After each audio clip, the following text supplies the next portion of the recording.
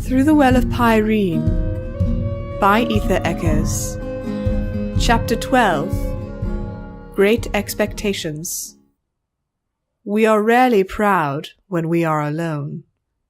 Voltaire. Leitmotif.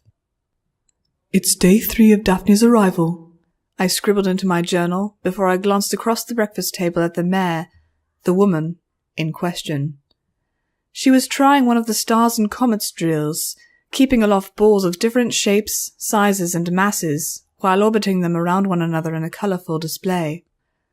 I returned to my journal, trying to organise my thoughts by putting quill to page. I had barely remembered to file the paperwork for a leave of absence before bed last night. My quill danced as I wrote, "Going to be a job in itself explaining the tardiness of my work." It wasn't much consolation that Twilight Sparkle herself had said she would vouch for me. I didn't like having to rely on some pony else's word. I've never needed any pony before, but for Daphne's sake. "What you writing there?" Lyra pushed her head over my shoulder. I half closed the journal and nudged her away. "Private, thank you very much." "Hey! Did some pony steal all the maple syrup?" Twilight asked from the counter. Marcus lifted a couple lids in the center of the table, his fingers quick. "The jar's on the table, Twilight." "Oh, my bad." Marcus and Naomi. I continued writing once Lyra became bored and wandered off to find more pancakes. The next sentence had to be rewritten a few times, the original scratched and scribbled clear, but still leaving indelible marks. I couldn't believe I'd nearly said such things about Daphne's friends, even in my journal. They were her friends after all, but I had to wonder whether or not they had ever questioned what her parents were doing to her. Naomi claims she believed Daphne from the start, but what does that even mean? She's a bit of a nut regardless, so perhaps it doesn't mean anything. Perhaps she just wanted me to herself, so she never bothered to try and talk Daphne out of it. She does seem to have an unhealthy obsession with us all.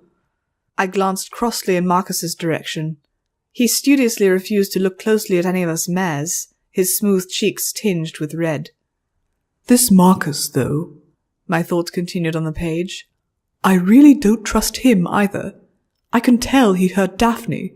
Badly. They fight and hiss at each other with just the slightest provocation. What's really driving him into this trip anyway? "Hey, Daph," he said. "Pass the salt over." Daphne concentrated, setting her hooves on the table. Green light wrapped around her horn, and then the salt shaker, and the latter rose uneasily into the air. My heart swelled with pride. She was managing this while maintaining the stars and comets drill. When he reached for it, though, she yanked it up and grinned. He made another grab with his hand and she darted it lower. "Don't think I won't get you for this," he growled. "No jury in the world would convict me." "If they even have juries," Daphne reminded him, before continuing in a sing-song tone. "Come on, Ma, get the salt." Twilight sat at her customary seat. "Well, we do have trials by peers in addition to arbitration by—" "Ugh!" Lyra groaned. "Already I can feel my brains leaking out. Spare us!" Daphne giggled as Marcus nearly fell forward trying to grab for the salt, and she squealed as he advanced around the table towards her. Soon, the two were chasing each other to the laughter of the table, while her practice balls bounced off every surface. Every pony chortled, except me, that is, when Daphne simply chucked the salt into his face. Marcus returned the favour by splashing her with his glass of water. Daphne laughed then too, and even Marcus smiled. Or do they really hate each other so much? I'm starting to doubt that considerably. I shall have to observe him closely. I watched him for a moment as he found his seat again. I do wonder what he might have looked like if he had been transformed along with Daphne. It's only fair. I'm certain he's imagined me as a human. A Pegasus, I would wager, with that flippant attitude. Assuming, of course, that whatever magic changed Daphne isn't somehow constructed to only produce unicorns. I wonder if he's considered good-looking by human standards. Daphne certainly seems to think so. So long as he doesn't hurt her, I don't suppose I rightly care. I looked up at Daphne. She caught my notice and smiled. I returned it and continued writing. She really does belong here. I hope she stays. Twilight! Spike called as he burst into the room. All I could see of him from this angle was a bouncing package making its way across the floor. Look! The book's arrived! Twilight gawked as she relieved her assistant of his burden. Wow, already? The archivist must have stayed up all night. Daphne's gaze fixed itself on the box as well. I rose, closing my journal and carrying it along as I circled around to join Twilight. I can start reading through them now if you don't mind. Oh, sure. Twilight shifted her telekinetic grip into mine. I'll be along soon. Are you sure you don't want to finish breakfast?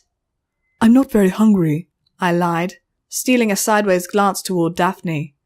Her grateful look was all the boost I needed, and I trotted into the main part of the library to continue researching.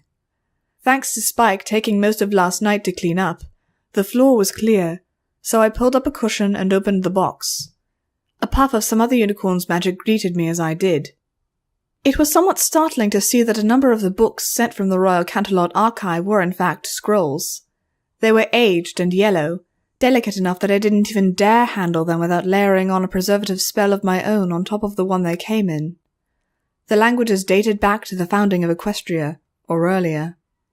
Almost in spite of myself, I found my interest piqued. Daphne was the sole reason I had undertaken this task, of course, but there was a puzzle that was fascinating in and of itself. These goblins had some connection to ancient equestrian history that evidently stretched back thousands of years, one intertwined fully with the connection between humans and ponies, no doubt. Daphne and I were, in some way, a continuation of that ancient history. At the very least, those archaeology lectures from school would finally prove useful. The first scroll unfurled, and I settled into reading. The pictograms therein, used by ancient Pegasi by the looks of it, were very blocky and rigid, lacking any sort of punctuation, capitalization, or diacritical marks to indicate exact pronunciation, so the process began slow and remained something of a slog. Most of the first scroll proved to be tallies of tribute from lesser Pegasus nations and some earth pony and unicorn settlements. What were these guys? Sky pirates? I muttered. Might not be far from the case, actually. Here we are. Goblin-crafted arms, taken from earth pony villages near... My magic reached out for an atlas among the library's shelves and propped it open before me. That'd be the Everfree Forest. I skimmed the scroll again, biting at my lip as my brow furrowed. What? That's all? Needless to say, it would be a very slow day. The others joined me in time, and the box was passed around. Marcus and Naomi, who had not managed to pick up even modern equestrian, took their leave. Twilight and I kept meticulous track of even the slightest mention of goblins, trying to form some consistent profile. They were certainly more active in the days before the princesses Celestia and Luna came to rule the tribes, but they were fantastically good at hiding their origins and places of operation. Daphne became more and more despondent, even though it had only been perhaps an hour, and so much more material waited to be read.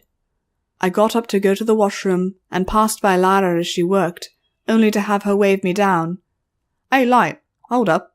She pointed down at the book she had before her. Illustrations of boxy, elaborately designed wagons decorated full pages. The inhabitants were distinctly animals, yet they walked upright and wore clothing. "I don't know if this is the same thing," Lara said, "but doesn't this remind you of the other stuff? Those wagons are just like the ones that Marble Stone described." I nodded as I turned to Lyra. "Yes. Does the book say these are goblins?" "It said goblins' enchantments earlier, so I'm guessing so." My head tilted, and my gaze fell upon the illustrations again. "Well, keep looking, we might find..." "What's up?" Lyra glanced my way, then down to where I was looking. I lifted the book, squinting at one of the illustrations. It depicted wares laid out on the side of the wagon, along with a tall rabbit showing them off. I've seen some of these before." "Some of what?" Lara asked, poking her head over my shoulder. This time I allowed it and pointed my hoof at the page. Among the wares sat a shield decorated with curious runes and a number of strange coins in various different shapes. "What? How? And when?" "That trip I took after leaving school." I scrunched my muzzle. Lara looked skeptical. "You don't mean you saw these exact things?" This illustration is like 700 years old. No. I shook my head. But while I was collecting things, a dealer pointed me to a mare in Las Pegasus who had some things she'd never seen before. Coins like these ones. They aren't and never have been minted by any pony in Equestria, the 3 tribes, or any race we know about. And on that shield, a lot of the things she possessed had that exact same style of writing. I don't remember seeing anything like those, Lara said as she stepped back. Do you have any of them at your place? Once again, I shook my head, lowering the book to look at her. No. She wouldn't part with any of the good stuff. She sold me a couple trinkets I didn't really care for, and we parted on good terms. She got quite touchy where those artifacts were concerned. Lara rubbed her chin, arching a brow. That's kind of a thin lead. I don't think so. I floated over a few of the books I had been studying. I feel like an idiot, honestly. Several of these accounts say that the goblins often carried tools inscribed with curiously angular marks that cannot be deciphered. Look at the other recurring themes too. Wands, swords, cups. What's going on? Twilight asked as she stepped over. Light thinks she's found something. Lara nodded her head at me. There's a mare I met who had a very large collection of goblin things, I said, dredging the memory up. Something akin to a whole chest full of junk, including weapons and bits of armor. Twilight lifted her ears. You don't think it was just coincidence? No. She definitely had an idea of what they were and what they could be worth, but she seemed unduly attached to them. I tilted my head. Well, no. She was willing to part with some of the things in there, but she was asking some obscene prices. There was this beautiful lens she absolutely refused to sell. Do you think you could find her again? Twilight asked. If she hasn't moved? I nodded. Yes. She lived in Las Pegasus last we met. What's her name? Lightning Dust. Twilight stared, wide-eyed, her lips a thin line. Lara and I blinked at her. What? She shook the expression from her face. Sorry, did you just say lightning dust? That's right. I glanced over at Daphne as she trotted closer. Hey, girls. Daphne came to a halt, looking between the 3 of us. Did you find something? Yeah, but it's a bit of a trip, I said with a slight frown. As in, 2 days just to get there by train, and even more to find her. That's not all. Twilight rubbed the back of her neck. My friends and I have some awkward history with the mare in question. She and my friend Rainbow Dash were in a Wonderbolt's training program together, and they didn't exactly get along. She eventually got herself kicked out, which nearly caught us all in a tornado. I think she still blames Rainbow for that. She glanced over at Daphne and caught an uncomprehending expression. Oh, the Wonderbolts are an elite military group of Pegasi. They said Lightning Dusk could return next season, but I wouldn't be surprised if she held a bit of a grudge. Lara grumbled. I take it a royal commander's out of the question. I don't know if we want to send a letter anyway. She was already rather cagey. Besides, it's a little difficult to convince some pony to take a cross-country trip, no matter who is saying so. If she knows something about goblins, it'd be better to find out from her directly. Daphne's ears fell, along with the rest of her. But that's like a 5-day round trip. Well, I think I can cut that down considerably, actually, Twilight said, posing with an upraised hoof. Am I a princess or aren't I? Lara tilted her head. Well, I dunno. Aren't you? Shush, Twilight said, waving her hoof at Lyra. Anyway, I can charter a flight with a fast airship. I'm sure one won't object to changing schedule if I ask. Lara tapped her chin thoughtfully. That would cut the travel time in about half, if it was fast enough. Not to mention skipping the step of having to take transit up to the cloud level. But Daphne shook her head. So, 3 days, maybe a little less. I can't be away from Ponyville for that long. What if Amelia were to come out of the Everfree, or news were to come out about these goblins, or for a few trinkets? I can do it, I blurted out. Every pony turned to look at me, making me flinch back and scuff a hoof on the floor. Well, I mean, I'm not really doing anything, and it would help Daphne out. Daphne immediately threw her hooves about my neck. Oh, thank you, Light. You really are a great friend. It's a strong lead, I said woodenly. My cheeks burned under Lara's and Twilight's twin grins. She had a whole chest full of goblin articles and obviously knew what they were. My face purpled further as they grinned more. It's a solid, rational idea. Shut up! I didn't say anything, Lara said airily. She turned towards Twilight. How soon can you get that ship here? Twilight glanced thoughtfully out the window. Depends how close one is. Cloudsdale is still pretty close, and Canterlot usually has traffic of some sort. I think we can say 1, maybe 2 hours tops. It meant being separated from Daphne again, but just seeing her face light up at my offer to help had already made it worth it. I sighed, looking towards the door. I suppose I'd better go get packed up. Twilight, could you come around to pick up my mail while I'm out? Twilight nodded. Of course. Do you have any pets? Spike is great with pets. No, but thank you. I shook my head and turned towards Daphne. I reached a hoof up to her, but found no words. There were 1,001 things I wanted to say to her, and all of them died in my throat. Daphne gave me a curious look and tilted her head. Is something the matter? No. I wrapped my leg around her and pulled her close for a moment. I should get going. All right, she murmured into my ear, giving me another appreciative squeeze. Thanks again.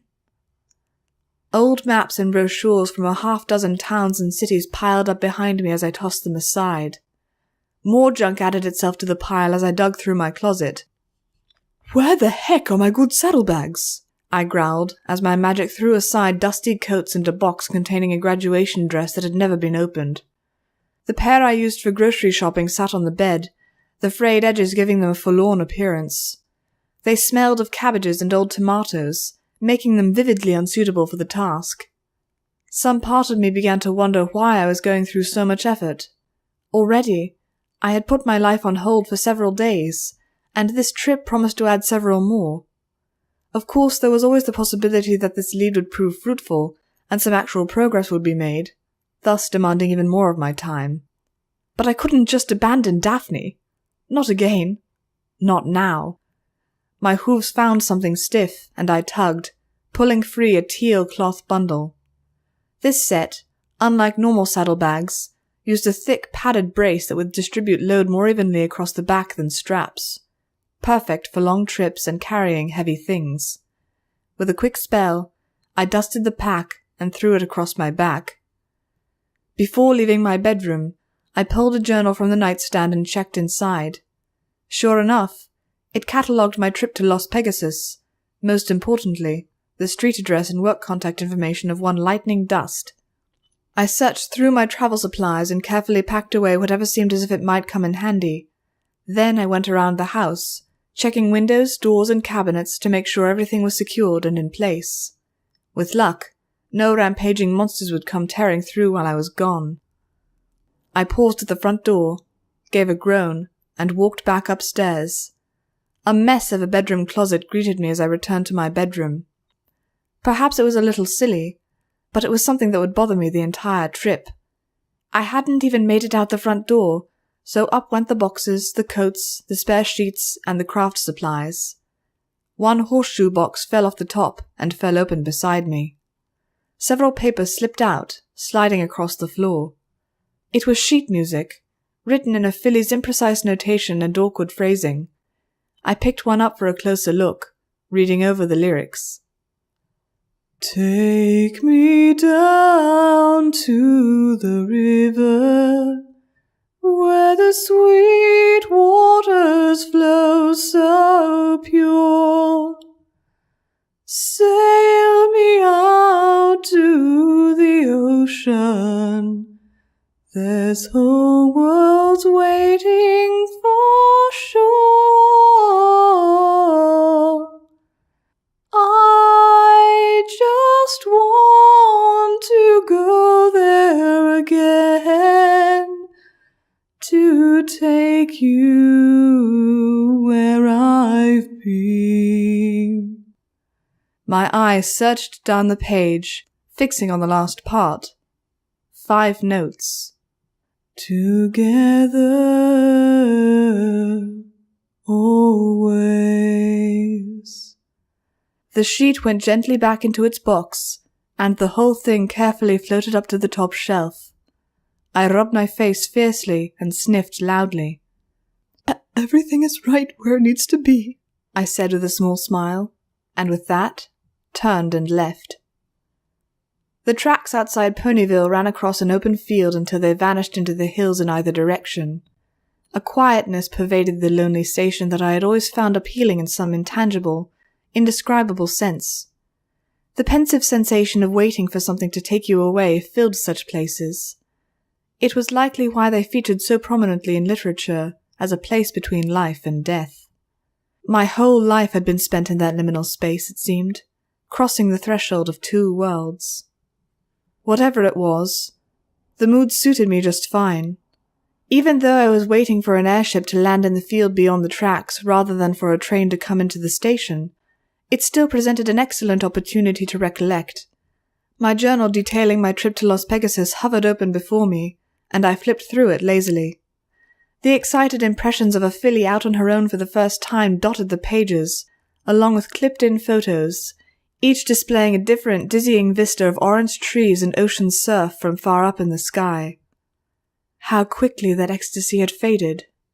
The next few days would offer a strange opportunity to relive those sensations, however, and with a new purpose besides. There would be time to plan for the future and settle my thoughts. This time, it was a mature, settled mare who would be experiencing the world. As it turned out, peace and quiet was doomed from the beginning. You know, I wasn't sure I believed that you guys had trains, Marcus said as he rounded the corner. Yet here I am. Lara's voice joined him as she trotted up the stairs to the platform. You know, I've always preferred flying by chariot to airship, but then it's a little far for that. Is that pulled by Pegasi or something? Sure is. Marcus gave her a wry look. I'll bet you just like the thought of a pair of sweaty stallions hauling you around the country. Lara smirked. Hey, don't judge a girl for her needs. Oh no, I groaned, planting a hoof over my face. Not you two. Anything but you two. Highlight, Lara called. I told Marcus and Naomi all about the trip you're taking, and Mark here decided to come. Marcus shifted the strap holding that weapon of his on his shoulder and shrugged. Ponyville is kind of wearing thin. I'm going stir-crazy. Just one more cutesy song out of Pinkie Pie and I'll go insane. Lara tilted her head. The good kind of insane where you're wacky and entertaining, or the bad kind where you put on a cape and try to reconquer Equestria? Marcus opened his mouth and then closed it. He shook his head. Right, well, yeah. Lyra thought you could use some help if there's trouble, and, I admit, I'm actually kind of curious to see what this Las Pegasus place is like. It sounds like a bad joke, but still. Naomi isn't coming, is she? I asked, with just a hint of terror. I know you implied she wasn't, but... Lara waved her hoof. No, she's staying with Daphne. She's not yet completed her quest to brainwash the town's foals, Marcus said sardonically. Don't be silly, Mark. That family invited her into their home of their own free will. Sure, that's just what she wants you to think. Marcus pointed at his head and spun his finger. Once Naomi gets into your head, you do what she wants you to do. It's a thing. She has every adult at school wrapped around her little finger, and that's only the beginning of her twisted empire. I watched them go back and forth with a flat expression. You two are going to be like this the whole way, aren't you? Either way, Lara said as she grinned at me. You won't be alone on this trip. We're going to have tons of fun. Could I pay you to stay and just say you went with me? Is that a thing I can do? Lara's grin turned wicked. Oh, trust me, you couldn't pay me nearly enough. I snorted and flicked my tail at her. Marcus put his hands in his pockets and watched the sky. While Lara went inside the station, I pulled out my journal. He's been staring up a lot, I penned. Ever since he and Naomi first settled in town, he's been like that. While she goes around and meets every pony she can in a sort of psychotic haze, he just sits around and watches the sky. What is he thinking about? You know, I can tell you're writing about me. Uh-oh. He's on to me. I glanced past him towards the sky as well. No, I'm not. I'm just putting some thoughts down. Do you usually stare directly at someone while chewing your lip and tapping your feet when you put random thoughts down? He asked, crossing his arms over his chest. One's totally unrelated to the person you're staring so intently at. I ran my tongue across my teeth. Yes. Right. Well. He shrugged, returning his hands to his pockets. If by some chance you do have questions, just ask. I don't bite. I don't know about that. From what I've seen, you've been biting Daphne's head off pretty much every day on the hour. That's just... He shot me an irritated look and paused to collect himself. Forget it. Honestly, it'll be good for me to get away. He persists in argumentative behavior even when questioned in a perfectly reasonable and non-invasive fashion, I wrote, punctuating ferociously. Further experimentation required. Perhaps he will respond positively to his clothes being turned a hideous shade of yellow. At that point, Lyra came back out of the station with a smoothie and a bag of candy bars. That's your travel food? I asked skeptically. What? She glanced down at her stuff. No way. This is my waiting at the station chow. She levitated out a chocolate bar. Care for any? Marcus frowned. Isn't chocolate toxic for horses or something? I seem to recall Naomi telling me it was a neurotoxin for them. If it were toxic, would we sell it in train stations? I scoffed. Don't be ridiculous. We aren't just simple animals who eat whatever we find. I dunno, Lyra said as she peeled away the wrapper. I might risk it anyway. Chocolate is awesome. Except Lyra. He held a hand out. Well, I don't know about you, but I've got a hankering. Toss one over. I rolled my eyes and planted myself as far away from them as I could while remaining on the platform. A few minutes later, the buzzing of propellers broke the stillness of the air, and a dark shadow had formed against the sun.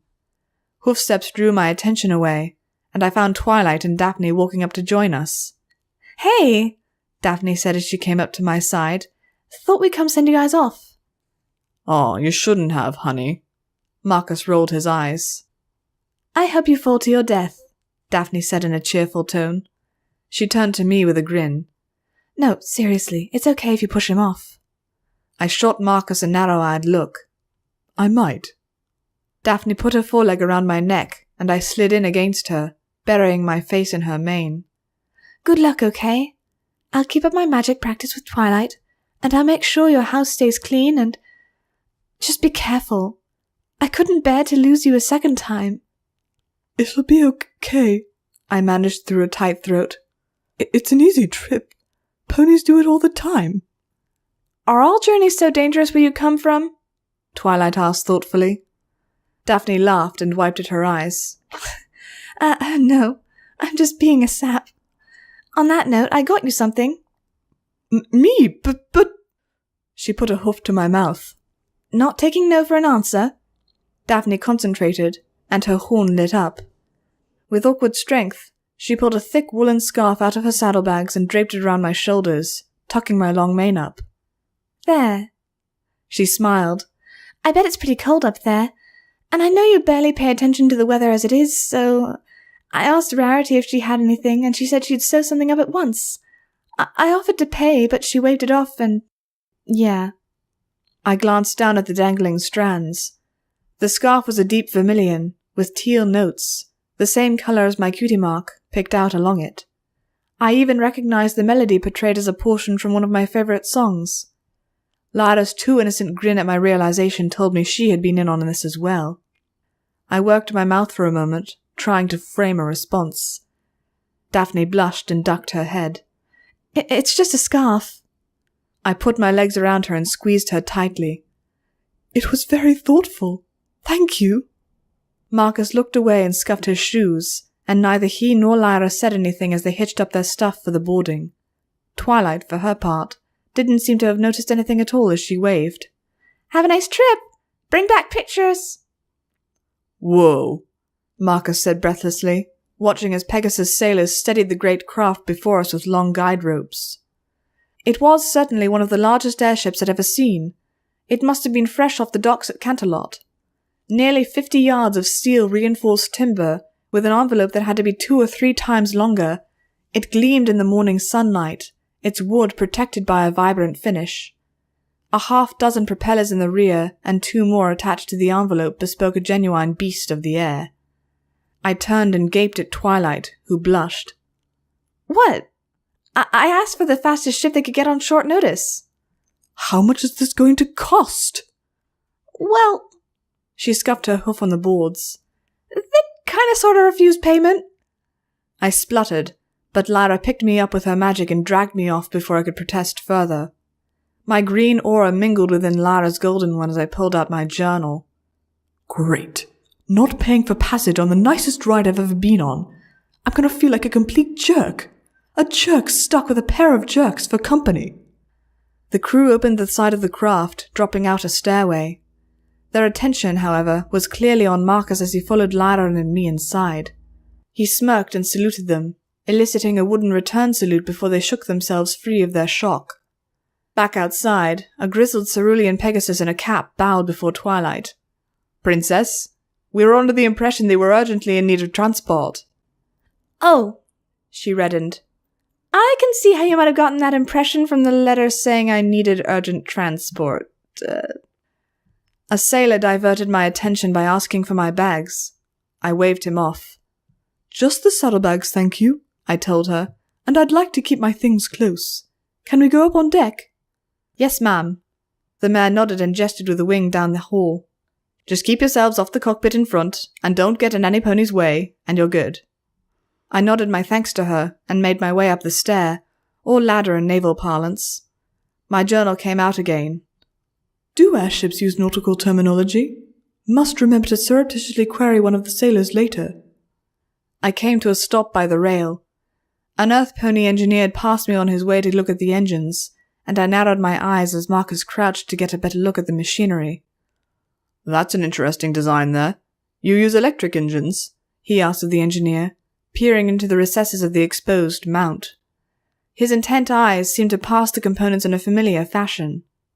It had never occurred to me to wonder if he had any hobbies. "Sure do," the lean stallion answered, visually inspecting the rotor. "What do you use for power?" "Ship's main power is a special order thundercloud generator, and a couple alternators under come-to-life spells provide steady power. You new to Equestria, He glanced up and down Marcus's form before hazarding a guess. "Sir?" "Well, wouldn't be the first pony to have to guess at gender." Marcus nodded. "I've done a bit of work with engines back home, though. My father helped me put my motorcycle together." "Really? Huh?" The stallion shook his head. "I'm surprised. I thought foreigners weren't all that mechanically sophisticated." "We're full of surprises." Marcus smirked. "Am I bothering you? I'm curious about the sort of rig you guys are running." The mechanic pulled his head out and glanced at Marcus. "Why don't you bug me when my shift's over in a few hours? I'll be down in the mess. Wouldn't mind a chance to talk with some pony who has a half a mind about what he's talking about." "Can do," Marcus said before rising and dusting his pants. He stood looking over the town for a while, and then went to another part of the deck. There were a few other passengers who had caught wind of the impromptu landing, and managed to board as well before the ramp was pulled up.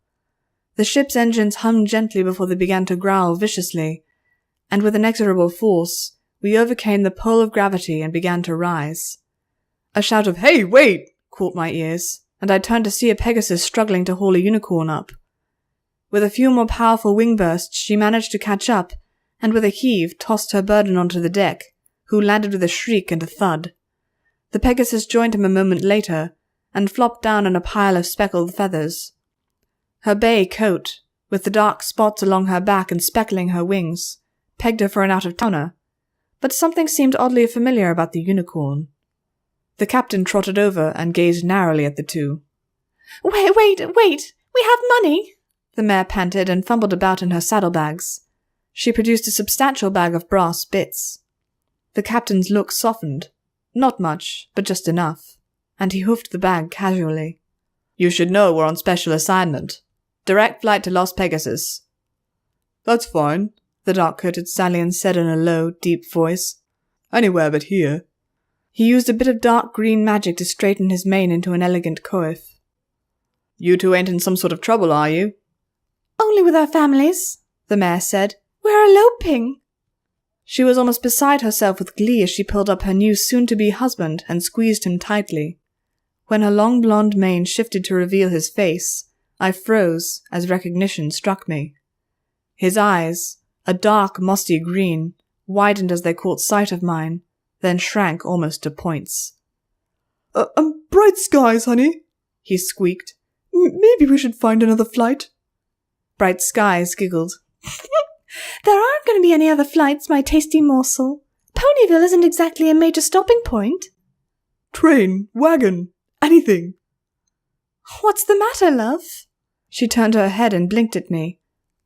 "Whoa, turn that glare down, sister. You're liable to burn something." "Hello, Legato," I said. Sweat broke out along Legato's brow. "Light, hi." "Hey, whoa," Bright Skies said as she stepped between us. "I don't know what's going on here, but I don't like it. Sweetheart, who is this mare, and why is she trying to murder you with her eyes?" "That mare," Legato sighed, "is my dear sweet sister, love." Bright Skies glanced between us.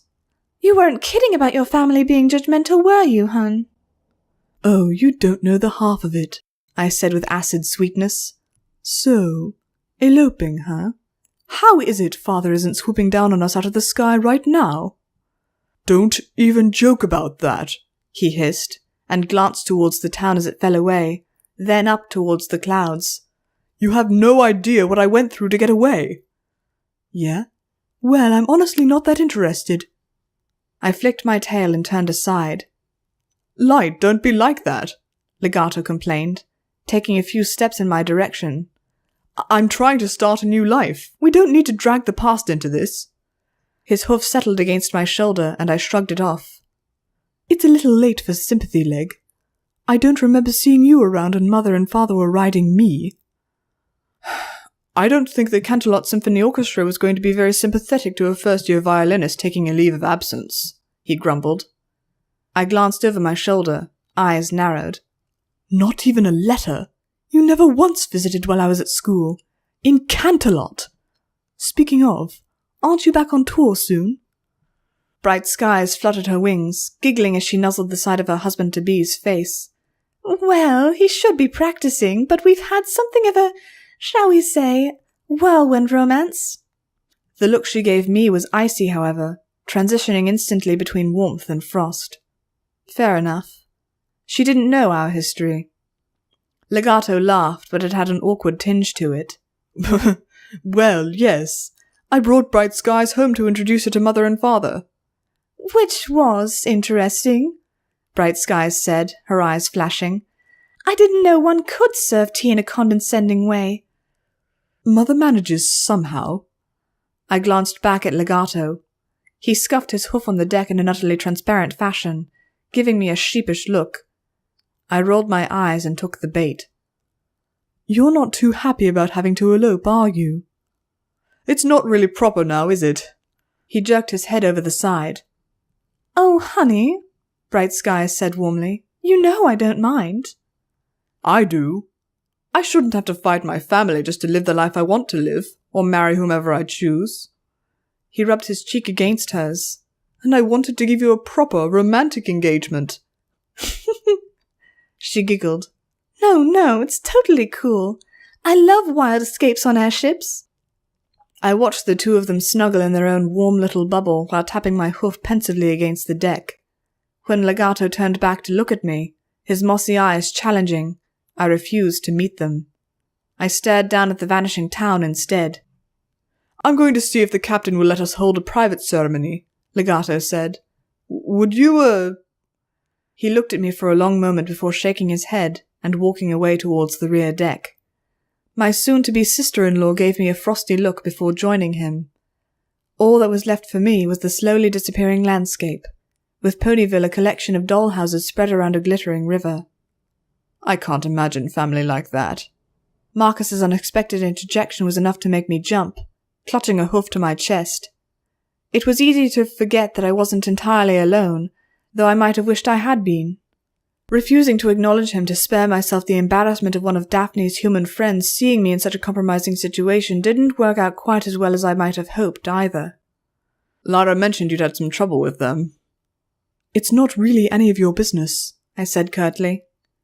My first impulse was to run off and hide in my cabin, but in addition to the fact that I had no idea if we had separate cabins or not, retreating felt wrong just then. I didn't want to cede anything to him, some shaved half-minotaur creature. This expedition fell under my leadership, and I couldn't let any pony nor anyone run me off. Thus resolved, I put my legs up on the rail to watch the ground beneath, letting the wind catch my mane and billow it about. The crisp air felt nice against my face, and concentrating on landmarks far below helped to steady my nerves. "It's not that bad anyway," I said after a moment. "They're just very concerned about their children's success in life." "So I've been hinted." He glanced down at me. "They made you do stupidly rigorous tests, had you apply for a really prestigious school at a young age, and then when you get there you drove yourself up a wall." "I didn't drive myself up a wall." He remained unbowed in the face of my fury. Blushing, I turned my face aside. "I just needed time to myself is all." He leaned back against the engine housing. "Well, I'm not going to judge your folks. It's just hard for me to imagine is all. My folks were all about giving me space and letting me figure myself out. I don't know. Maybe I'd be doing better in school and stuff if they pushed me harder, but whatever." "That must be nice," I said icily, "getting to do whatever you want with no fear of consequences." Marcus laughed. "Never said that. I can't imagine the sort of cane my folks are raising after they found the guns missing. Then there's the whole running off with 3 young girls thing." He grimaced. "That, or they think I'm somehow responsible for all of that. I may have a lot of explaining to the police to do when I get back." I looked at him for a while. His thoughts were elsewhere. His eyes seemed to stare right through the strap he was fiddling with. I'm sorry. This is hard on all of you. I don't want to imagine what your family is going through." "We're strong. We'll get through it. If I bring home a herd of unicorn mares, I'm sure I can wring some forgiveness out." He grinned. "Grandmother has been bothering me about bringing home some pretty girls after I broke up with Daphne. It's not my fault she didn't specify the species, and you certainly fit the bill." "I guess it wouldn't be too much trouble for me after everything you're doing for Daphne and— wait, the bill of what?" I blinked. "Being pretty?" My cheeks rosied and I gave him a sour look. "Hey." "I think you'd like to meet them. They're nice, if a little weird," he said with that stupid grin still plastered on his face. "I'm sure they won't judge you for being a horse." "Shut up!" I tossed my head back in disgust. "Even if you were a stallion, you absolutely aren't my type." He arched a brow. "Yeah? What type is that?" I snorted. "The exact opposite of you. Studious, noble, honorable, polite, and well-mannered." "In other words, boring." He crossed his arms. "Did your parents pick that out too?" My mouth opened but quickly shut. "No. Shut up." "I don't know. It seems to me that you and your brother both are letting them cast their shadows over you, even moved out. What? You live in a cave and growl at everyone, while he feels it's better to run away than confront them over the woman he loves?" I glowered at him. "I'm an independent mare. I have my own place and I set my own rules." "If you say so." He shrugged. "I'm hungry. Think I'll go hit up the mess. You coming?" "I want to stay here a bit. Thank you." Marcus stepped forward from the engine housing and started back towards the ladder. Sailors scurried across the deck as they prepared to catch the ship in the high-speed current over the cloud layer. I ran a hoof through my mane and sighed. It was going to be a long trip. My eventual retreat below decks came when the air turned far too cold to bear any longer. With Daphne's scarf tucked tight around me, I slid down the ladder and scurried along the corridor seeking warmth. There was a common room, a sort of ship's library with chairs and sofas bolted to the floor, and glass cabinets filled with books that I quickly piled into. It suited me right down to the core, my eyes drawn from the books to the panelled ceiling to the glass doors at the back, leading to other passenger areas. Some ponies were clustered around one of the doors in the hall out that way, with one young mare passing out flowers that the others put in their manes. At first, this puzzled me, but after a moment's reflection, the most likely explanation floated to the top. Legato and bright skies is little ceremony. You going back there? Marcus asked, startling me. I turned and found him lounging in one of the large scooped chairs, leafing through a picture book. It was remarkable how little presence he had when he didn't feel like being seen. For all his pomposity, Marcus knew a thing or two about subtlety, it seemed. I'm not sure. My eyes followed the impromptu party as they wandered inside. It would be just like Legato to insist on gathering at least a few witnesses, so he could prove his feelings in a public fashion. Having to settle like this must be killing him. Yeah? He's theatrical, I said bitingly. Well, that, and he would hate the idea that he can't give Bright Skies a wedding that he thinks she deserves. Legato was always dramatic with a purpose. A faint smile touched my lips. After Daphne disappeared from my life, I was pretty much inconsolable. Still, he tried to cheer me up by getting my school friends to sing a Get Better song outside my window one night. That sounds rather sweet. I hated those kids. Marcus glanced up at me with a silent frown. I rubbed my leg awkwardly. They teased me a lot.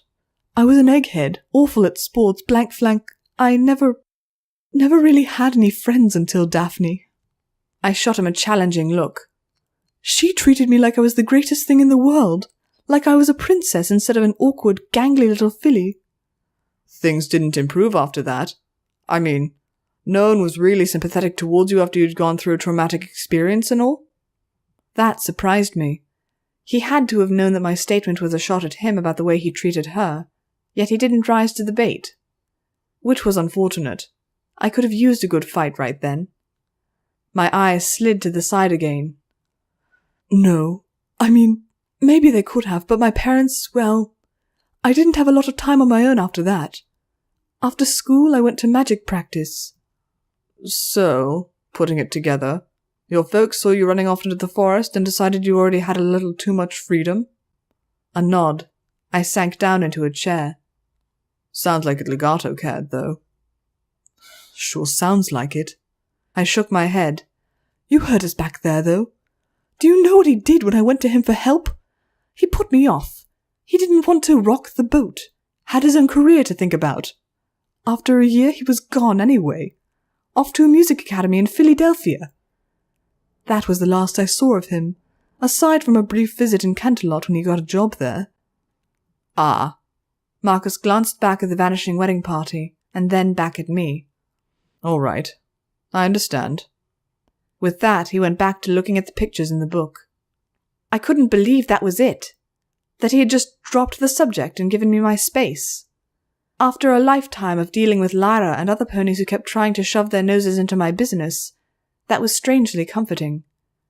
I peeked at him, wondering if he was going to start in again, but he seemed content to allow me my privacy. He didn't so much as glance my way. There was no pressure, just the two of us sitting around with me not explaining at all how I felt about personal matters to someone who was, quite frankly, a perfect stranger. He left me in peace, just the way I liked. I kneaded the sofa cushion with a hoof. So, Marcus, what does family mean to you? His head turned with a surprised little tilt. It took a fair amount of effort not to stammer an apology for interrupting him, hide my face, and pretend I had never asked anything at all. He was perfectly willing to leave me be, and would continue to do so if I gave him the opportunity. All that would accomplish, however, was leaving me with a lump in my throat, and a gaping uncertainty I'd have to bear alone. For once in my life, I wanted to say something about how I felt to another living being. Family? Marcus mulled that over, closing his book and setting it across his lap. It was as if he were testing an unfamiliar morsel. That's a pretty complicated question. He sat up and turned his chair around to face me, crossing his legs. I've got kind of a big family.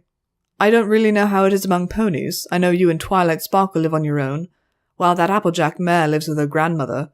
But we're kind of unusual in that we have our grandparents, uncles, aunts, and cousins under one roof. We're even bigger than Naomi's family by a fair margin. That comes with a lot of problems, of course. He smirked. Privacy is kind of a joke when you have a handful of siblings and cousins all sharing the same few rooms. Sometimes it's a huge challenge to make yourself stand out. Everyone develops his or her own special look-at-me personality traits. All that said, though, there's a lot of warmth in that house. You always know that you have a half-dozen people who would back you up in any situation. If someone needed a little love and affection, there was always someone on hand to provide it. An aunt tutored me in math because I was struggling in school.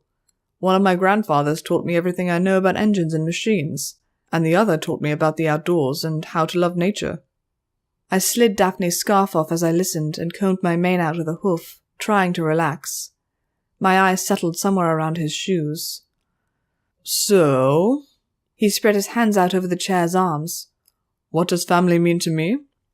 A lot of things, I guess. It means unconditional love, respect for history. It means always having someone there for you.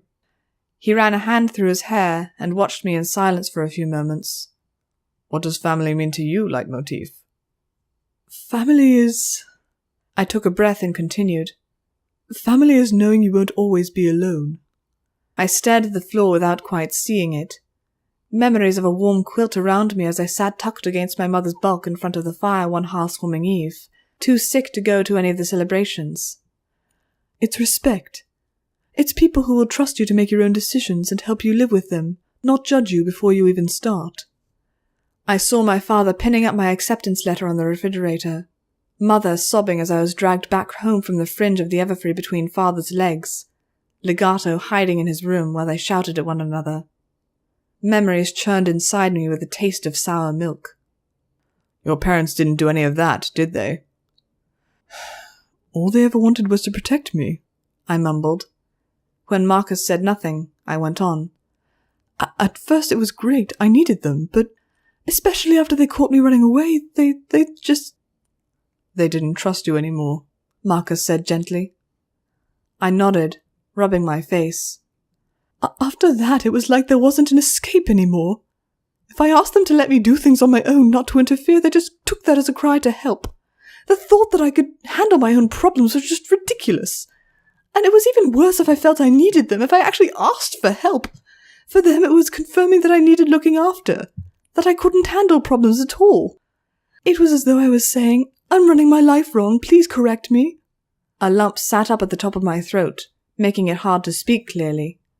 Another man might have described it as being on the verge of tears. I just wanted them to be proud of me, I mumbled. Silence fell again. Eventually, I lifted my head and looked at Marcus. Well, what do you think? Admittedly, that wasn't very charitable of me. I'd put him on the spot, asked him to confront grief he potentially wasn't prepared to deal with and frankly had never asked to receive. He sat back and watched me for a bit. I think, he said slowly, that you already have a good idea of what family should be. There's really no one out there but you who can answer the question of what you want or what you need. He turned his head to look down the corridor at the open door. Don't let anyone pressure you into conforming to a standard you don't feel fits you. I ducked my head, letting my mane fall between him and me so he wouldn't see me wipe my eyes. Yeah, thank you. Do you think you're going to the party? If you want some company, I could join. He smirked. I'd say ask Lyra, but she turned greener than usual when we took off, and I haven't seen her since. Thank you, I murmured. But no. I gave him a small smile. Maybe one day Legato and I can talk, but not today. Got it. An awkward pause followed. We coughed and glanced away. So, I said airily, wonder what's good around here? Don't ask me. I can't read a damn thing. I wrapped a green aura around one of the cabinets and pulled a couple books to my side. Neither of us said anything more for the rest of the day. Dinner aboard the vessel came after the sun set. After travel chow in my earlier journeys, the meal pleasantly surprised me. The kitchen brought up many autumn favorites like pumpkin pie, spiced apple cider, eggplant parmesan, apple dumplings, and heaps of freshly harvested salad. Marcus, for his part, looked to be pining for any sort of meat. He slathered almost everything in copious amounts of gravy, doubtless to satisfy his sick, carnivorous cravings. "You gonna finish that?" he asked as he pointed at my chocolate pudding. Yes. I hoofed it closer. Too bad. That's good stuff. Hard to believe the trip is almost over, actually. He glanced out the window at clouds turned golden with the low sun. Not a bad trip. Yeah, I enjoyed it. I really like to travel. I glanced Lyra's way. She looked positively ill, chewing despondently on a sprig of celery. Unlike some ponies, apparently. Why did you even come along if you get airsick? I didn't know, she groaned. I've never been up in an airship before. Ugh. Marcus, can you tilt the room back to normal? Hold still. I reached out to steady her with a hoof. With a bit of concentration, I shot a narrow green beam at her ear. After a few seconds, I let the other one up as well, and Lyra leaned back on her cushion with a relieved sigh as her stomach settled. What was that? Marcus asked. Is that at all like how you helped Daphne's leg? No. That was easing the swelling in the sprain. This was me making a slight adjustment to Lyra's inner ears. I never could get the hang of healing, Lyra grumbled. She grabbed a big bowl of hummus and began demolishing it at once. Wow, like healing magic. Marcus waved his spoon at me. You have a ton of great talents. Yeah, well, I reddened. I'm not really that good at healing. I never got beyond the first aid level of study. Word around town is you and Lyra are probably two of the most skilled unicorns around, aside from some of the other graduates like Twilight. I flattened my ears and turned away. Wish you'd done that earlier, Lyra grumbled. I bet your brother would have paid a mint for me to perform at his ceremony. Did either of you make it? My response was curt. No. And honestly, I'd rather focus on what we need to do. We're going to be landing soon. Putting a point to my words, I pushed away from the mess table and rose. Don't bother retrieving your things. Twilight already saw to it that the ship won't leave until we're ready. Together, we made our way to the deck, where Marcus paused at the top of the ladder to stare openly. Directly ahead of the prow sat a great city. Sun-kissed clouds gathered into a sprawling, chaotic landscape. Palm trees waved in the breeze in long avenues, while fountains of liquid rainbow cascaded from well-tended homes, overlooking the glittering ocean. Ah, Las Pegasus. I always wanted to perform here, you know, Lyra said as she stretched her legs. You can only follow so many dreams at a time, though. So, are we going to search now? I mean, it's a little late, isn't it? I don't care if it's 3 a.m, I said grimly. Daphne is waiting on us.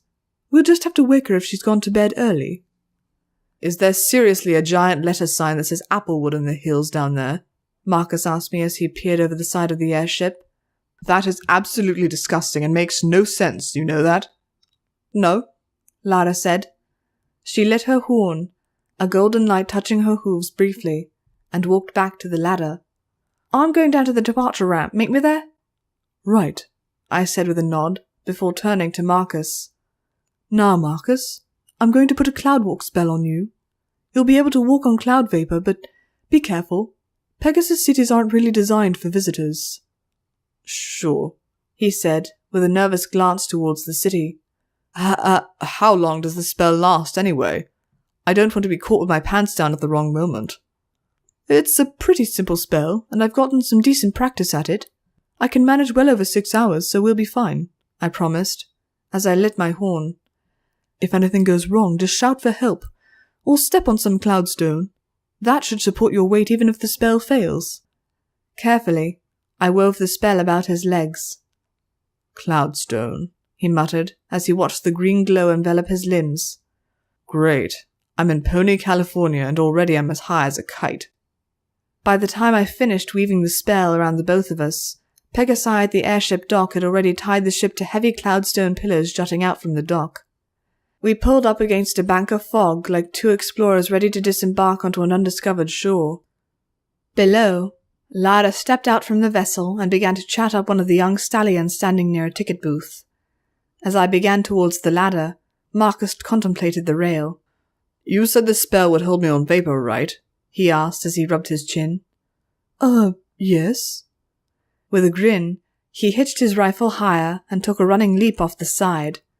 I shrieked and tried to snag him with my magic, but missed as he careened away. Running to the rail, I saw him land and bounce off the cloud substance with a high whoop, before skidding to a halt near the arrivals and departures board. My legs couldn't carry me fast enough down the ladder and out the gangplank. I skidded to a halt before him, a cascade of puffy white mist erupting around me, as he rose to his feet. "You!" I growled, stalking this way and that around him. "You crazy imbecile! You could have fallen!" Marcus only laughed and dusted himself off. It's a big dock. There's no way I would have missed it. He bounced up and down on his heels a bit. This stuff is great. It's like that rubber stuff at Disney World, only even springier. "Well, I'm glad you're enjoying scaring the living daylights out of me."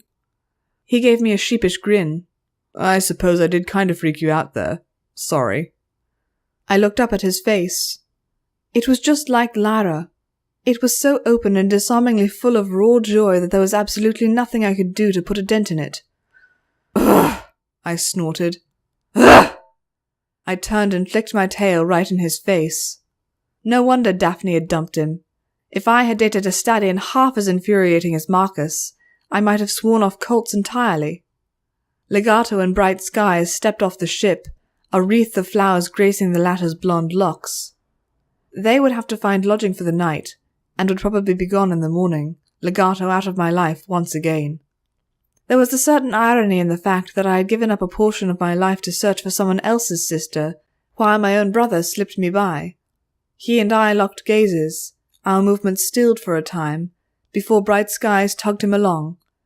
They wandered off the dock and into the remaining daylight, lost to me amid a sea of clouds. "Hey," Marcus said. "You okay?" "What?" I jerked my head up. "Yeah, I'm fine." I gave him an uncertain look. "Don't worry so much about me." He shrugged. "I'm not. You just looked kind of miserable is all." "I do not," I growled. At the same time, though, I wondered. I rubbed my face surreptitiously, and hoped that emotions weren't treacherously playing themselves out without my knowing again. He gave a sideways nod.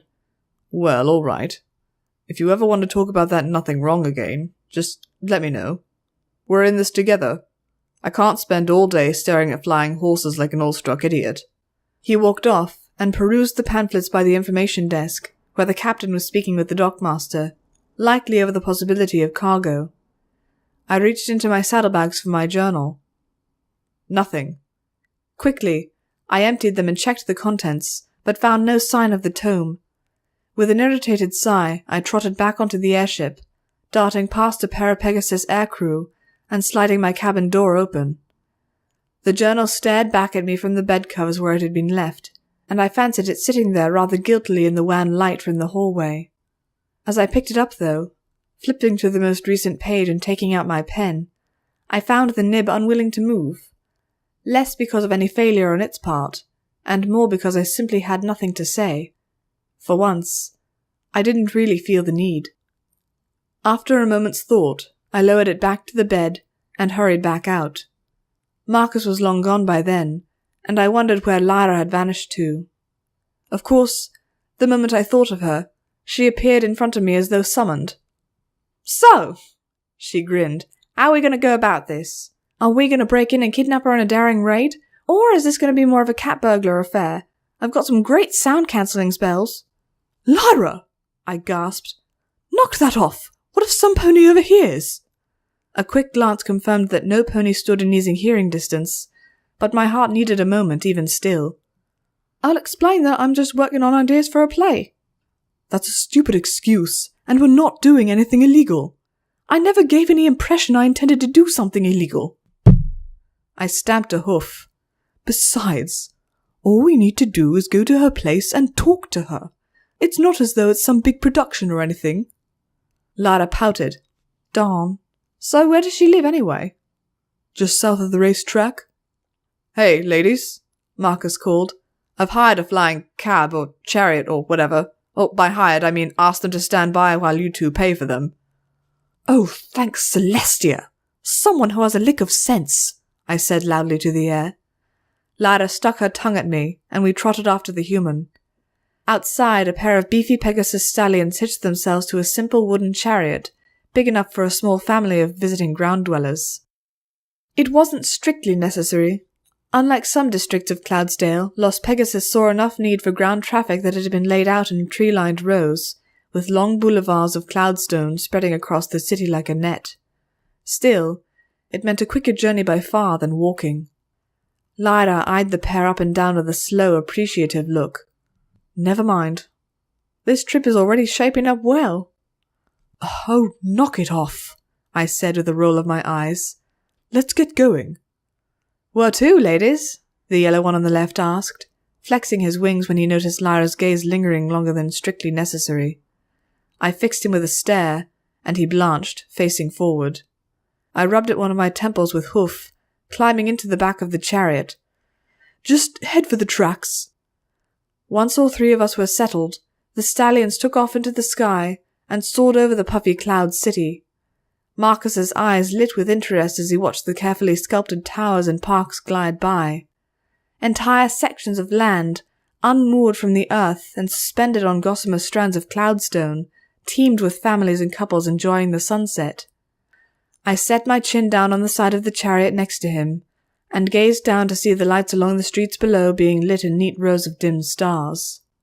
The stadium came into view not long after that. Over 4 miles of twisting, curving track tangled amongst themselves, with showers of rainbow and rumbling dark storm clouds corralled into hazards. Even from our elevated vantage, it looked trashed, with flyers and confetti and busy custodians everywhere. Pegasi streamed out of the exits or just flew right out of the top. Lightning Dust is probably going to be exhausted when we see her. She competes there professionally. And from the looks of it, they're ending for the night, I said, my breath frosting in the air. I cinched my scarf tighter against the chill high-altitude air. Figured, athlete and all, Lyra said, tearing her gaze away from the bearers. How good is she anyway? Like, on a scale of 1 to Rainbow Dash. I chose to ignore the scale remark. When I met her? Very good. I don't think she'd ever lost a single race. I pricked my ears. There!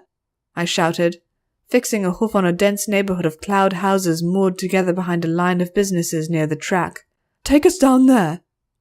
The chariot descended from the thin air back down to the city level and came to a rolling stop.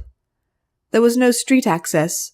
Considering Pegasus athletes lived here and could detach their homes at any time from the rest, it was doubtful the thought had ever occurred to them. The chariot rocked on the narrow strip of cloud, and I slipped with a little gasp. Marcus caught me about the shoulders, keeping me from a humiliating faceplant into the cloud below. Thanks, I said, quickly finding my footing. No problem. Marcus looked around appreciatively. He took special note of the columns and silvery tracery that was so popular among the locals. I like the style here. A lot classier than Ponyville. No offense. I shrugged. None taken. Honestly, I prefer something a little less folksy myself. I glanced over at the taxi. Wait up. We won't be long, I told the stallions. Lyra frowned as she glanced around. You said Lightning Dust is really successful, right? I nodded. Yeah. If so, why is she still living in a... She cleared her throat. Low rent area? The rents here aren't that low. I glanced back at an overflowing trash can with a bird sleeping on it like a big, feathered cat. It squawked at me angrily and flapped its wings. Besides, she probably just wants to stay close to the tracks. I'm not sure if you two were paying attention, but there were some really nice ranch-style houses north of the tracks. The winds here blow southerly, carrying the stench, so every pony who's any pony takes up territory to the north. I sniffed the air. There was certainly a bit of a stale odor coming off the tracks. I gave her a sour look. Weren't you staring at our drivers the entire time? Lyra smirked and buffed a hoof against her coat. Yes? Marcus looked between us. Can't you guys just build the city 3-dimensionally? I mean, that would remove problems like that, wouldn't it? What, and have the ponies overhead dumping their trash and blocking the sun? Lyra scoffed. There's a reason the airbound Ponyville Pogoside don't live directly overhead. Ugh! Imagine getting Rainbow Dash's kitchen leavings all over your house.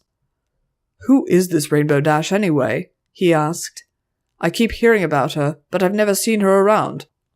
She's just the best flyer in Equestria or nearabouts, Lyra said, waving a hoof at the sky. You remember that sonic rainbow thing? That's actually completely impossibly defied all sense of rational physics and— Well, I interrupted, if our quarry has moved on, we'll find out soon enough. Taking the lead, I started into the neighborhood, hopping from cloud to cloud, until I stopped in front of a familiar facade. It had been a couple years, but little about it seemed to have changed, with the same ice-blue columns and lightning motif about the doorframe. The mailbox was stuffed to the point of bursting, bulging at the welds with bills and offers. Marcus boldly picked up a fallen letter and checked the address. With a scowl, he must have remembered belatedly that he couldn't read equestrian, and sheepishly presented it to me. Sure enough, it listed Lightning Dust as the addressee. Lara tilted her head, looking at the house. Maybe she's not— Golden light poured out of the windows on the ground floor. Oh, never mind. Here goes nothing, I muttered, and stepped up to the door. My hoof rapped 3 times on the door. The scrollwork chipped, and I grimaced. It flaked off and fluttered to the cloud below before evaporating. The place definitely could have been kept up better. "Get lost!" a mare's voice reverberated back. "No solicitors!" Lightning Dust? I'd called.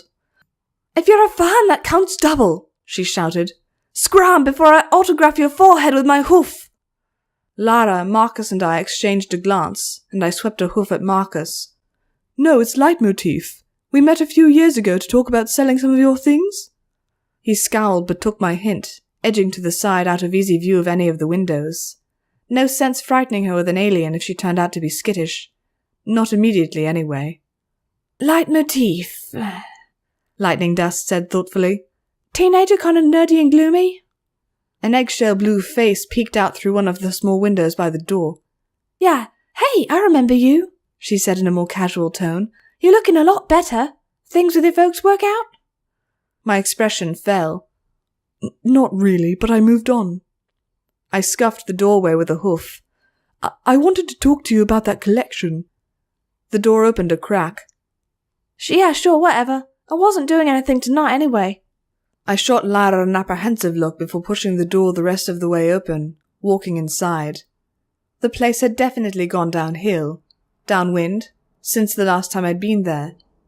Newspapers were piled in the corner, dishes were stacked high in the sink, and cans of cold food gathered dust on the shelves. Lightning Dust herself didn't look all that much better. She was still impossibly fit, her lithe muscles standing tautly against her pale blue hair, but her eyes were bleary, and her swept-back dark blonde mane looked like it was in dire need of a brushing. There was just a hint of salt about her breath, and what seemed a touch of alcohol, too. She joined me in the living room, which had gone from a neat little living space to a den of old magazines and litter. The trophies she'd once proudly displayed on her mantel were nowhere to be seen. For a minute, I wondered if there'd been an accident, some sort of crippling wing injury which had killed her dreams. The Pegasus I had met before had been cocksure and almost unbearably arrogant, associations I found mirrored almost perfectly in the scourge of Ponyville, Rainbow Dash. There was no indication she had gone to seed in anything but mind, however, not from my cursory glance, yet she looked beat for all of her apparent physical perfection, like the sun might never shine again. When her gaze fell on my friends, though, a frantic light returned to her instantly. Lara she dismissed out of hoof, passing over her without interest, but when she saw Marcus her eyes grew wide as saucers, and she pulled herself up very straight indeed. "So," she said after a moment in too bright a tone, fluttering her wings and shoving a box off her sofa. It had the distinct air of some pony trying very hard to pretend she hadn't noticed anything. "What can I do you for?" "I wanted to talk about that collection of strange artifacts you showed me last time I visited." I glanced back. "Oh, this is Lara and Marcus. They're just visiting town with me." I declined the seat with a wave of my hoof, though Marcus and Lara took it, the former stretching out his long legs, and the latter sitting in the upright pose she used for performances. "I've built up a fair bit of savings and wanted to see if you'd be willing to part with any of your other artifacts." "Nope, sold it all. Got rid of the rest. The parts of it I didn't sell."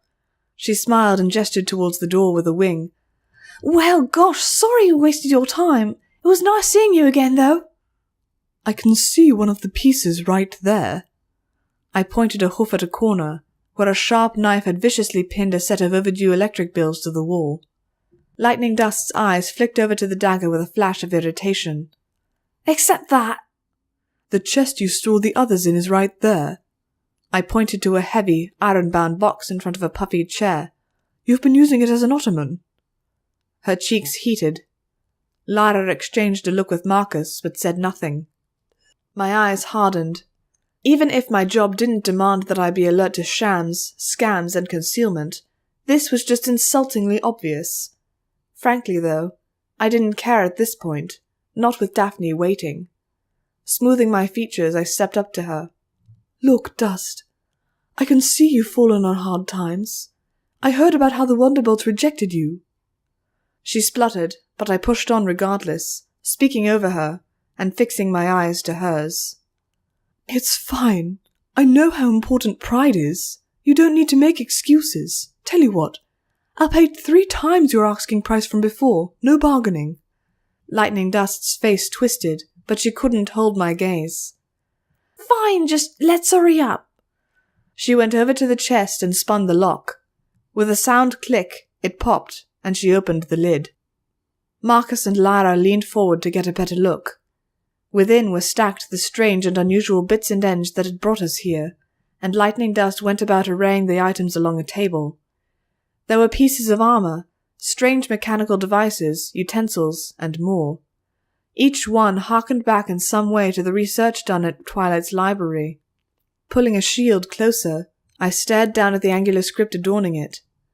It seemed like chicken scratches, or perhaps the suggestion of pine needles. "Aren't those runes?" Marcus asked. Lightning Dust's head snapped up, and she stared at him for a moment before shaking herself.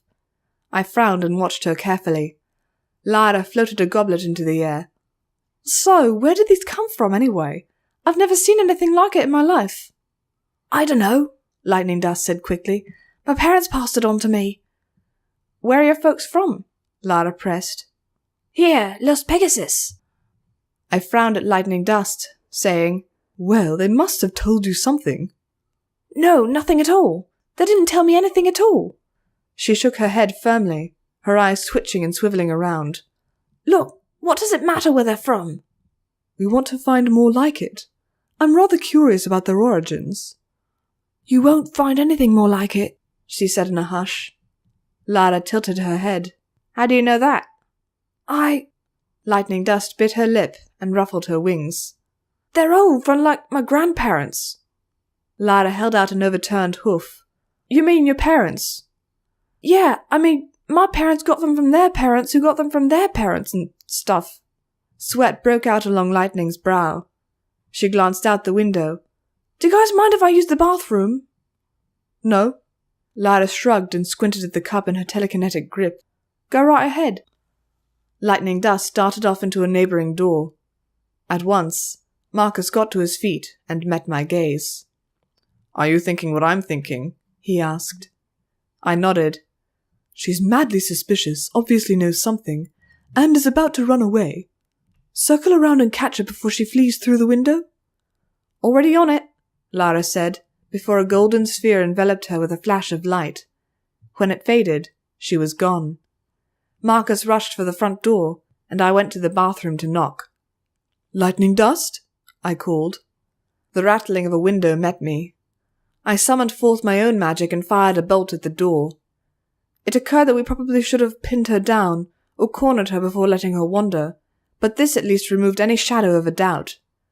The door blasted open, a smouldering, wisping hole where its handle and lock had been previous, and I found Lightning Dust struggling with the window, which was held in place with a golden glow.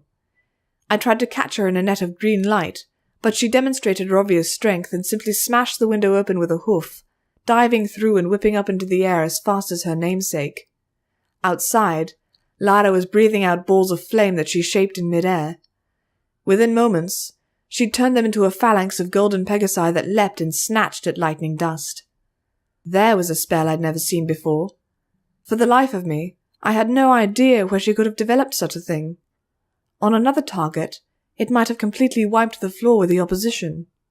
Once again, though, Lightning Dust's incredible physical prowess and sheer ferocity caught us off guard. She spun in mid-air and bucked a simulacrum into oblivion before instantly snapping her wings, launching high into the sky. She darted through the gauntlet as they raced to meet her. Her tail became a trail of zigzagging yellow light as she picked up speed. My horn hummed as I wove a complex spell to paralyze her in place, but lightning was already moving beyond my effective range. Just as it seemed as if she might get away, a pair of thunderous cracks rang out across the sky. Lightning Dust pitched and slowed, glancing back with surprise that matched my own. Marcus was crouched on one knee with his weapon stock pressed against his shoulder, the end of the weapon's barrel still smoking. My recovery was quicker than Lightning's, though, and I sent a wave of green energy through the air. Only the trailing edge of the spell caught her as Lightning juked suddenly, but the Viridian lightning cascaded across her back and wings just the same. She yelped and seized in mid-air. Her descent was more controlled than I might have liked, however, and instead of plummeting nearby, she managed to dive forward. "Grah! Dang it!" I swore, stomping the clouds beneath me. "Now we'll never catch her! She'll go to ground and be miles away!" "No, it's fine," Lara called out, coming up beside the broken window while watching the direction Lightning had retreated. "That spell is going to ruin her wings for a while. There's no way she can risk leaving the city. We can still get her so long as we find her before she recovers. I'll go on ahead. Catch up when you can." With a golden flash, she teleported again and again, hopping across the buildings. Ugh, show off. I blew the window off its hinges with a burst of magic and climbed out gingerly. Marcus trotted up to my side. "You didn't shoot her, did you?" I asked nervously as I stared around at the darkening houses. "No." He shook his head. "I aimed way over her. Just wanted to startle her. How are we going to catch up?" he asked with a frown, regarding the line of buildings ahead. "Can you do that teleport thing like she did?" Yes, sort of. I'm not as good at it. Just hold still for a moment." Marcus looked at me in alarm. "What? You aren't going to scatter my atoms if I move or something, will you?" "I might if you don't shut up," I growled. Shutting my eyes, I concentrated on the feelings within my horn. Bright light shot out and then swallowed the two of us up. It felt not unlike being compressed, heated, then stretched and frozen all in rapid succession. It left me a little dazed. Two of everything swam in my vision for a bit. Teleporting never had been my strong suit. Marcus swayed and caught himself on my back. He dusted scorch marks off his side before we straightened and came to our senses. My aim wasn't ideal. We'd wound up in a dark alley between two businesses, rather than on the far street. "Just as planned," I lied. Marcus didn't need to know the whole truth. "Let's get going, then." He jogged out to meet the lights of the city.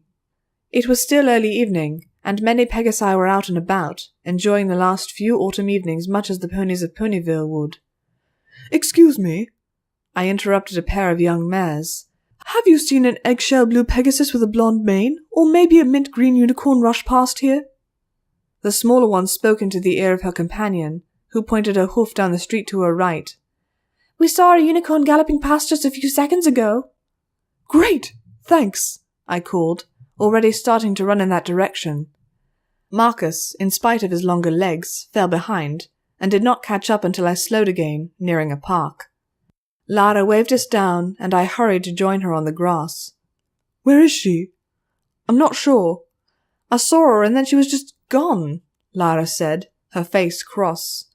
It was one of the rare times I had ever seen her look utterly serious. "I've asked every pony I could find, too, but no one saw Lightning Dust come this way. I must have lost her on the way." I steadied myself to catch my breath, heaving a few chests of air. Marcus jogged up to join us, a frown on his face. "Hey, didn't you say Rainbow Dash hasn't been seen around Ponyville in a while?"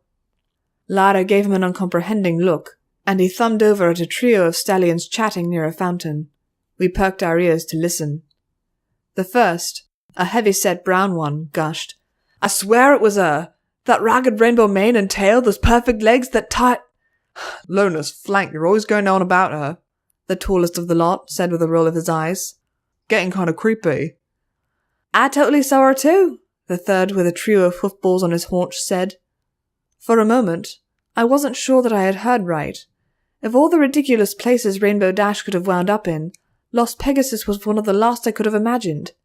It seemed like a pointless distraction, though, and I opened my mouth to say so. I asked for her autograph, but she just glared and blew me off, the brown one continued. My mouth froze in place, and I stared first at them, then at Lyra. Since when has Rainbow Dash ever turned a fan down? Rainbow Dash has never turned down a fan, Lyra said as she trotted towards the trio.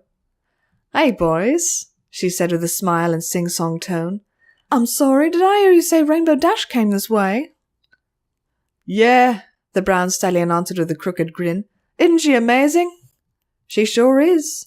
Tell me, did she hold her wings awkwardly? Maybe walk with a limp? Yeah, the hoofball player said with a nod. Had them stretched out really tight. And where'd she go? He pointed down the road, where an entrance to the racetrack gaped open. She ran off there to the arena. Great, thanks! She started running. I groaned and raced after her. Slow down, I gasped. My earlier sprint had taken a fair bit out of me, it seemed. What's going on? Marcus asked as he caught up, only a touch out of breath. It was terribly unfair that he'd be so fit, while I struggled and huffed. Why are we chasing Rainbow Dash? That's not Rainbow Dash, Lyra said firmly, having slowed to allow us to keep up. I don't know how or why, but lightning dust disguised herself. We cantered through the entryway with cartons of food and crumpled up flyers crunching underfoot. Giant posters and banners of famous racers and wonderbolts loomed down at us from all angles. While I heaved like a bellows, Lyra questioned a janitor. He pointed down one of the side hallways. Yeah, she asked where the ground lift was. Lyra raced off at once with a shouted, "Thank you!" I sucked up my breath and joined her, ignoring the burn that was growing in my lungs and legs. Together, the three of us flew across the corridors. Lyra yelped as she found an unexpectedly steep ramp, and one after the other, Marcus and I slid after her into a pile on the floor near a great crane that dangled over the open air. Pallets held crates and barrels for delivery to and from the ground station. "Oh, come on!" a high, somewhat raspy, feminine voice cried out from the control booth. Sure enough, a cyan mare with a vibrant, multi-hued tail and mane stood here, her wings held stiff and unresponsive at her sides. She watched the slowly winching cable, its length wrapped around a cylinder as big as a farmhouse, before turning her gaze on us. Her eyes narrowed and hardened. "Crap!" I shouted, and Lyra struggled back to her feet. In the 2 breaths it took for Lyra to stand, ready herself, and start casting a spell, Rainbow Dash raced across nearly 50 feet of cloud and struck Lyra across the horn. She followed up with a spinning kick that sent Lyra flying across the floor into a pile of barrels. They split open on impact and gushed amber liquid over the floor. Marcus leapt to his feet, raising his firearm, but Rainbow Dash simply stepped inside the length of his weapon and shoved it to the side. It went off harmlessly, all sound and thunder, and she twisted him over her shoulder, flinging him away. He dropped his weapon in his flight. Desperately I stood and lit my horn up to start a spell, but Rainbow's rear hoof cracked me in the ribs and knocked the wind out of me. Just as she wheeled to deliver a blow to my head, a golden bolt clipped her, knocking her back a pace. Lyra, her eyes ablaze and blood trickling down her face, pushed her way out of the barrels and lit the room up with hissing, smoking bolts of fire. Rainbow dodged and spun, but before she could advance and deal with Lyra, Marcus recovered and leapt on her back, throwing a rope from a pallet over her mouth like a crude bridle. Maddened, she bucked and screamed with fury, but she wasn't the only enraged pony here. Just as she tossed Marcus across the room into Lyra, I acted. I pushed myself up and shoved all of the pain, exhaustion, and frustration this trip had given me into my horn and pushed. A silent, billowing curtain of jade fire rushed across the cargo bay and caught Rainbow Dash up, sending her spinning in a flash of eldritch flames and embers. The sound caught up a moment later, reverberating like a lion's roar. Bruised and battered, with trails of steam rising off of her, a pony who was neither Rainbow Dash nor Lightning Dust crashed into the floor. The 3 of us limped up to surround her, looking down in amazement. "Sweet cupcake, she's a goblin!" Lara declared. It was hard to disagree. The mustard-coloured coat and shock-white mane and tail were common enough, but her chest, belly, and back were covered with amber fish scales. With her leathery wings, I might have mistaken her for a bat pony, but none of them had prominent talons on the ends of their wings like she did. Well, I presumed she had something to hide, but this... I gaped at her for a while, remembering the familiar face of Rainbow Dash set into such a terrible expression. I think this little adventure just became much more important than we thought it would be. What if there's goblins everywhere? Lara asked, wide-eyed, her face a red horror with the cut gushing onto her scalp. There could be goblins in every facet of equestrian society. Goblins could even now be crashing our stock markets, derailing our trains, and spoiling our milk. Spoiling our... Oh, for the love of Luna! I grabbed her and lit up her head. You've got a head injury. Don't go bananas on me now. The green light focused on the cut, telekinetically pulling it closed and staunching the flow. There's some needle and thread in the first aid kit in my saddlebags, Marcus. Can you... Got it. He came over to my side and reached into a bag. Lightning Dust, or whoever she was, groaned on the floor. Oh, shut up, I told her harshly. We'll deal with you in a minute.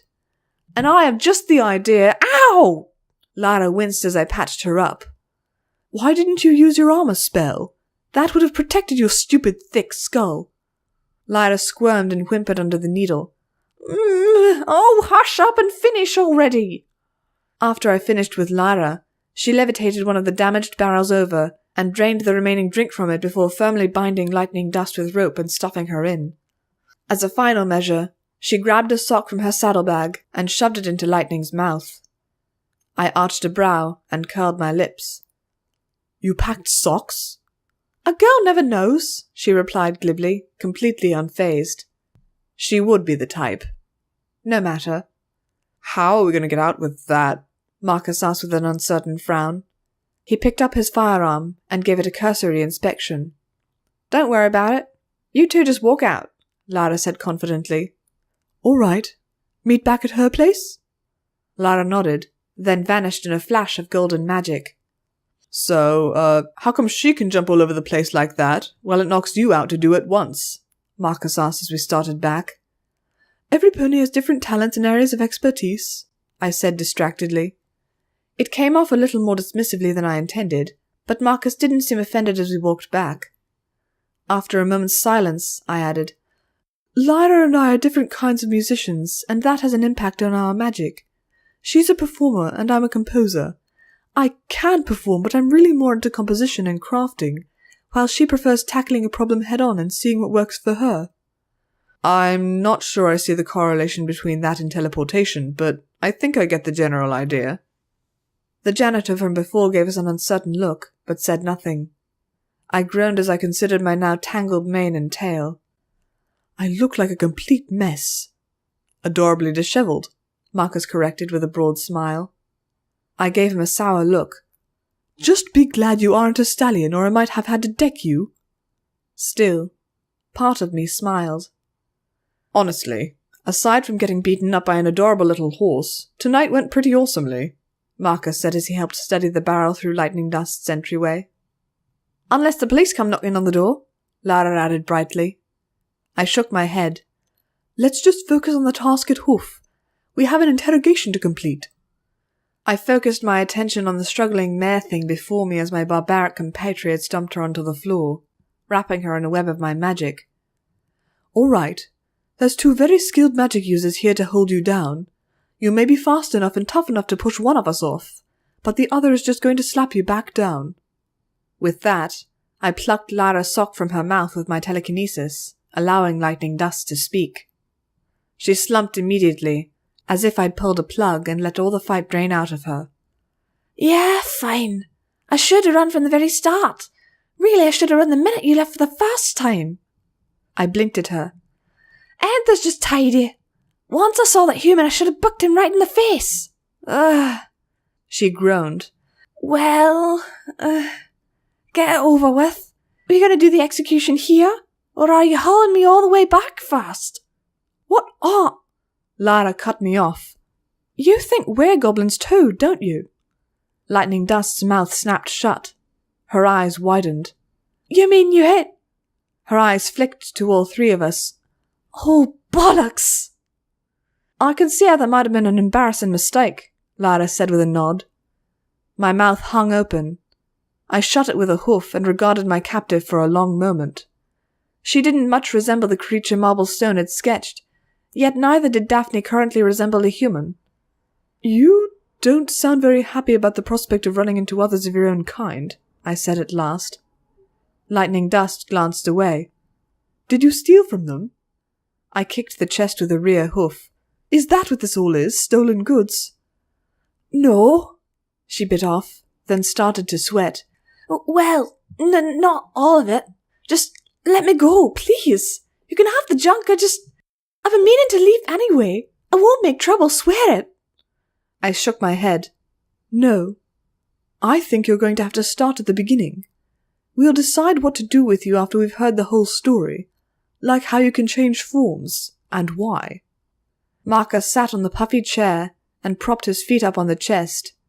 Lara sat beside him, but kept her eyes firmly on our captive. Lightning Dust craned her neck around and sighed heavily. All right, bloody hell, can I at least sit down? My magic plopped her on her backside on the couch facing us, but held her firmly immobile from the chest down. She squirmed as best she could and stared firmly at the floor. I'm a goblin sure enough.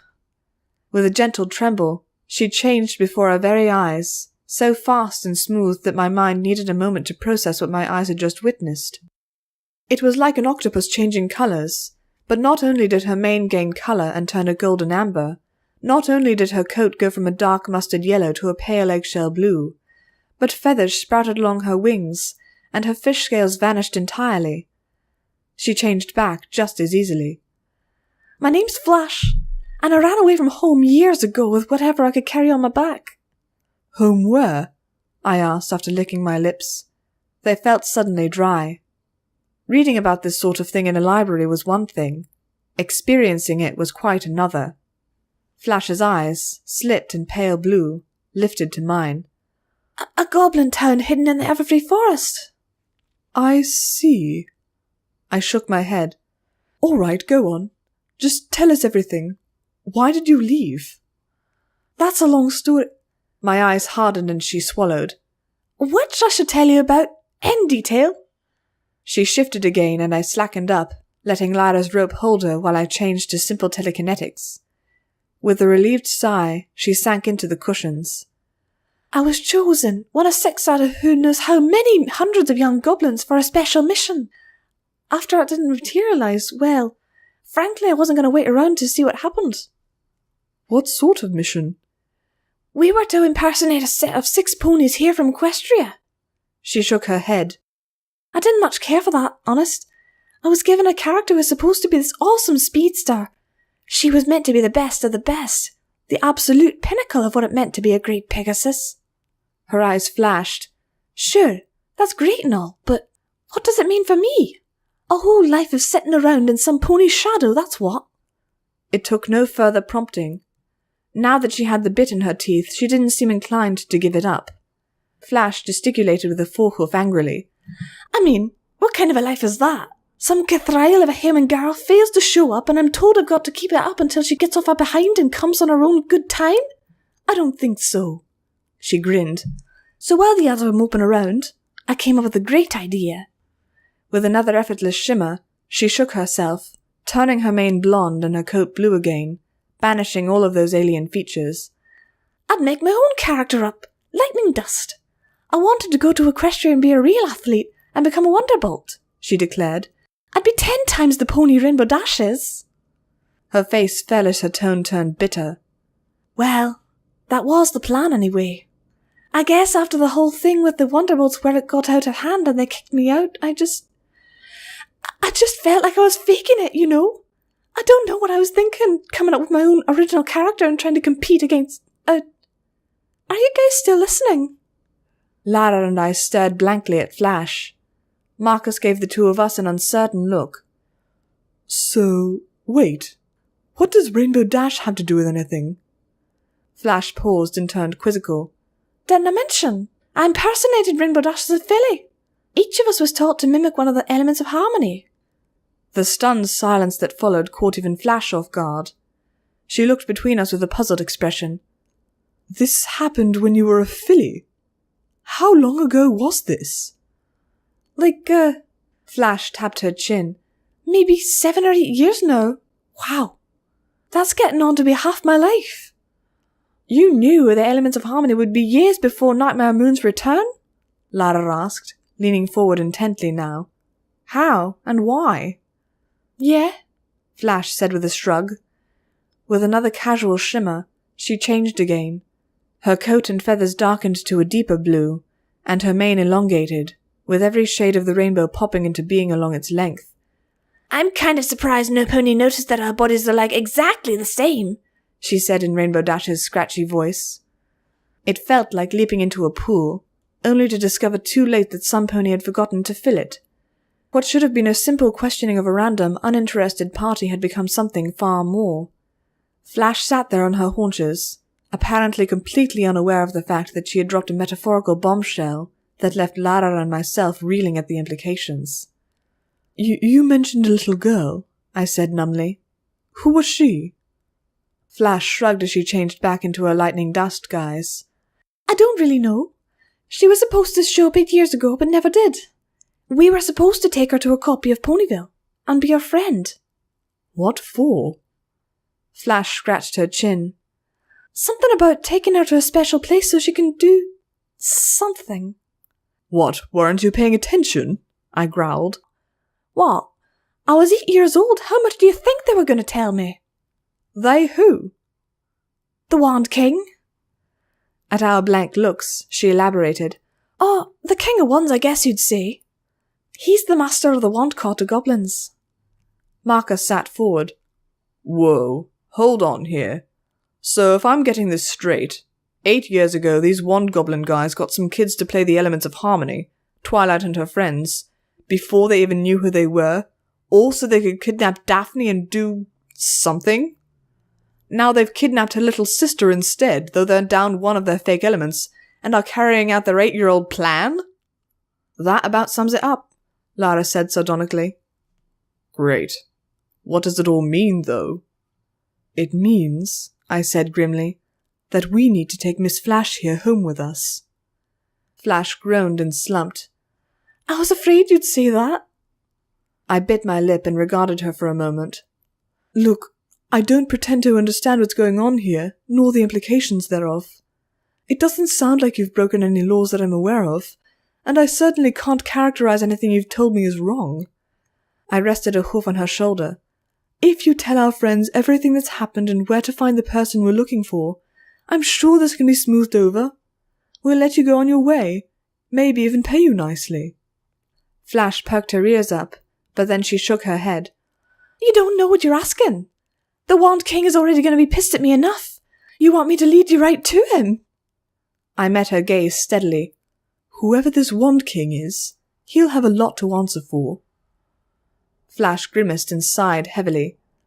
Can I at least go on my own power? No way, Lara said. You're a flight risk, missy. I nodded.